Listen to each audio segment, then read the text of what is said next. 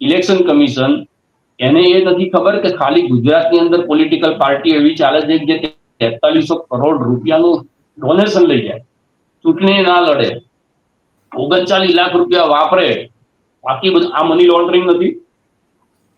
આ કામ કોનું હતું? અને આમાં તો ભેગા ઈડીની થઈને કામ છે, આઈટી ટોટલ વોટ 54,000 મેળવે, ટોટલ બધી ભેગી થઈને ટોટલ વોટ પણ 54,000 જ મેળવે, અને કોઈ પૂછતું નથી. ક્યાં ચાલે છે રજીસ્ટ્રેશન નંબર એનો શું છે, એના કેટલા કાર્યકર્તાઓ છે, એનો બાયો, કોઈ પણ પાર્ટી રજીસ્ટર ઇલેક્શન કમિશનની અંદર એટલે પાર્ટીનો બાયોસ હોય છે. આગળ ઇલેક્શન લડે છે, ઇલેક્શન લડનારા લોકોની એફિડેવિટ ને બધું જમા કરાવતા હોય. તો ઇલેક્શન કમિશન એ નથી વિચારતું કે આજે પાર્ટી જેને પડોશમાં ઓફિસ છે એને ખબર નથી કે આ કઈ પાર્ટીનું પાર્ટી ચડી છે. લોકો 4300 કરોડ, આટલા તો કોંગ્રેસ નથી મળે આખા દેશમાં.